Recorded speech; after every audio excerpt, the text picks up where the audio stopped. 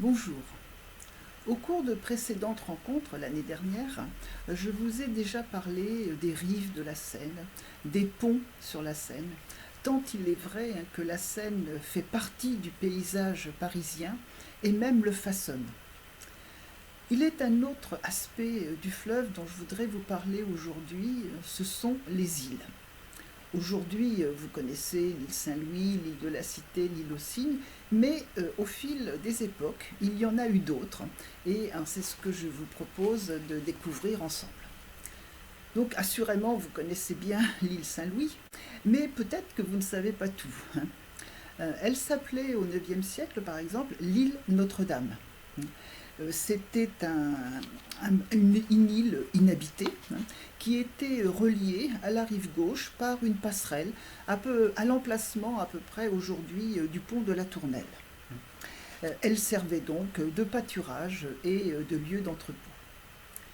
Au XIIIe siècle, lorsque l'enceinte Philippe-Auguste est construite, on en a parlé récemment, eh bien, dans le prolongement de l'enceinte, on creuse un chenal qui va partager l'île Notre-Dame. Donc la partie la plus grande conserve ce nom d'île Notre-Dame et la partie la plus petite va s'appeler l'île aux Vaches. Donc une île inhabitée et qui servait de pâturage. Mais elles vont être de nouveau réunies à la fin du XVIIe siècle et on comble le chenal artificiel qui avait été construit. C'est également en 1725 que l'île va changer de nom pour adopter ce nom d'île Saint-Louis qu'on lui donne en mémoire du roi Louis IX, appelé Saint-Louis, parce que, selon la légende, il aurait eu l'habitude de venir prier sur cette île, et c'est même de là qu'il serait parti pour la 8e croisade, celle qui lui fut fatale. Pendant la Révolution, l'île est rebaptisée l'île de la Fraternité. Provisoirement, elle a retrouvé ensuite son nom. Comme il y avait de nombreux et beaux hôtels particuliers qui étaient construits sur l'île, on l'appelait parfois aussi l'île des Palais.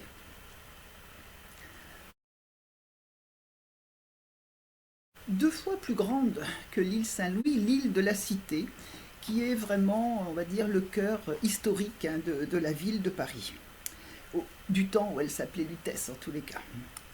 Pendant longtemps, les historiens ont pensé que c'était sur cette île qu'était installée la petite peuplade gauloise des Parisis. Mais faute de preuves archéologiques, on a plutôt tendance aujourd'hui à considérer qu'ils étaient soit sur une île de la Bièvre, soit du côté de Nanterre. En tous les cas, cité, c'est le mot qui désigne les limites de la ville fortifiée, au même titre que la City à Londres, par exemple. C'est évidemment sur l'île de la Cité qu'on trouve les témoignages les plus importants de l'époque médiévale, Notre-Dame, la Sainte-Chapelle, la Conciergerie.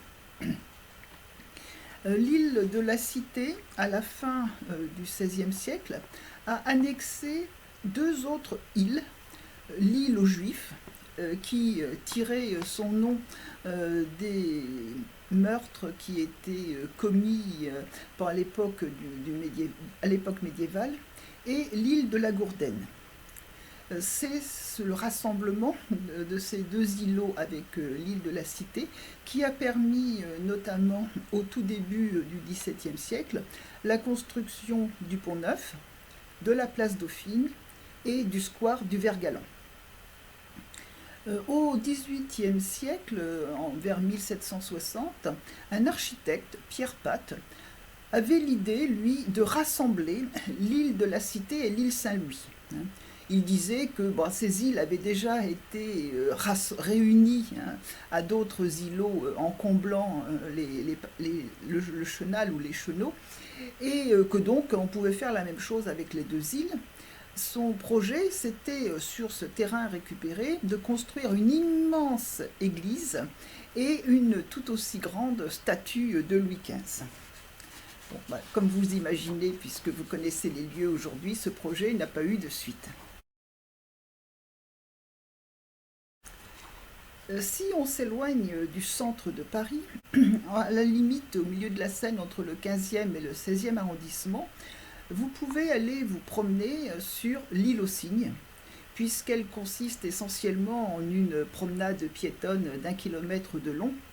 Elle est aussi connue puisqu'elle héberge la réplique de la Statue de la Liberté. Alors cette île aux Cygnes, elle est totalement artificielle et elle date seulement de 1827.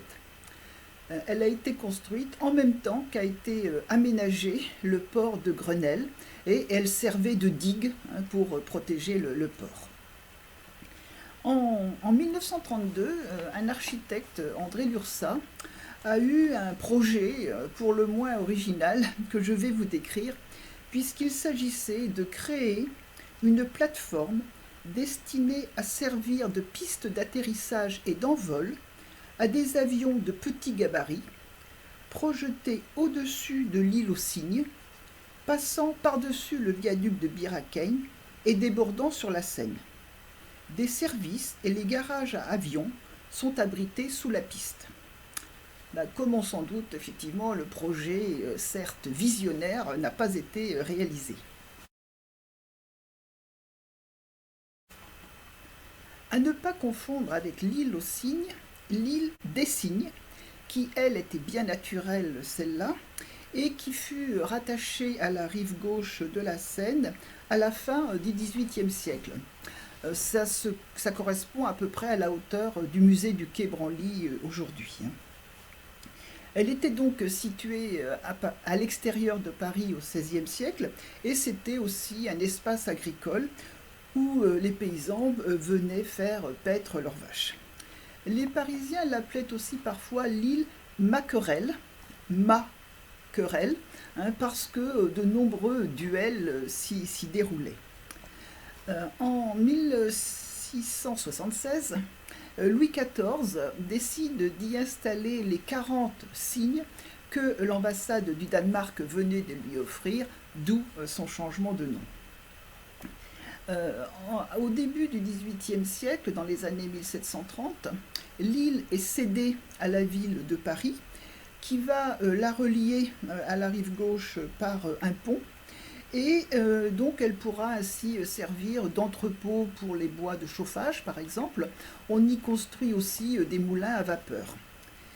Et ensuite, la ville décidera de combler le chenal entre la rive et l'île pour la rattacher au quartier du Gros Caillou.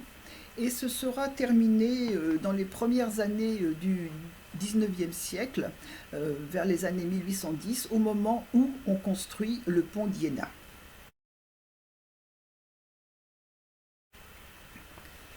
Alors, certes, des îles sur la Seine, mais aussi des îles sur la Bièvre, puisqu'on en a déjà parlé. Vous savez que c'était aussi un cours d'eau qui coulait dans Paris à ciel ouvert jusqu'au début du XXe siècle, dans les années 1912, où on décide de canaliser et de rendre la Bièvre souterraine. Donc, dans ce qui est aujourd'hui le 13e arrondissement, là où la Bièvre coulait, il y avait une île qu'on appelait l'île aux Singes. Sur cette île, il y avait les entrepôts des manufactures des Gobelins, il y avait aussi des débits de boissons des Guinguettes et des habitations plutôt insalubres pour les travailleurs des tanneries.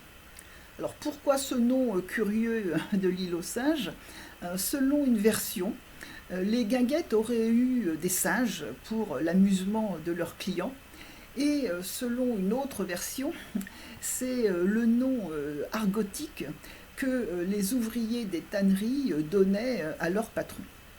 Enfin, toujours est-il qu'il existe toujours aujourd'hui, rue de Corvisart, un restaurant de quartier qui s'appelle l'île aux Singes. Bien, quoi qu'il en soit, ce quartier donc n'était pas sain. Après la Bièvre rendue souterraine, la ville décide de créer des jardins potagers sur ces emplacements. Et l'île aux Singes se trouvait là où est aujourd'hui le square René Le Gall.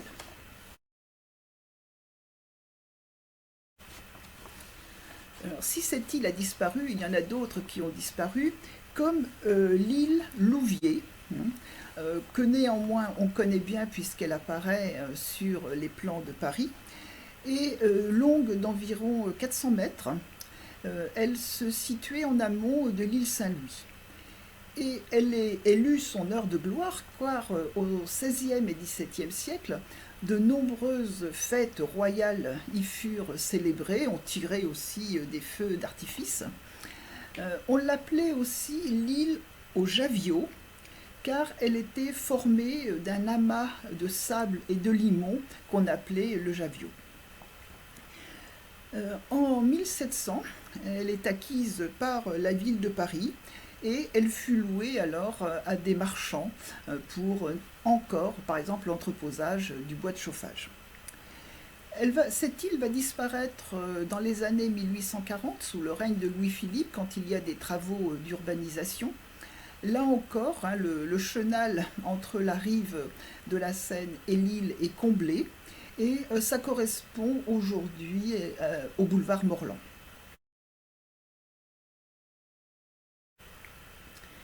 Pour terminer, et un peu à titre anecdotique, je vais vous parler d'une île dont on ne sait pas grand-chose, puisqu'on ne la trouve sur aucun plan ancien, mais elle est citée dans deux documents. Alors c'était une petite île qui aurait été au pied de ce qu'est l'Assemblée nationale et qui portait le nom de île Merdeuse. Alors, selon l'un de ces documents, elle était appelée ainsi parce qu'elle était toute petite et inutile, et selon l'autre document, parce que c'était un égout à ciel ouvert. Donc ce qui justifierait mieux son nom effectivement évocateur. Eh bien voilà un petit peu un point sur ce que furent les îles de Paris et celles qui restent aujourd'hui, un petit peu de leur histoire. Peut-être que vous vous en souviendrez lorsque vous irez vous promener le long de la Seine, car c'est une des promenades qui reste toujours assez magique pour traverser Paris. Bonne semaine et bonne promenade. Au revoir.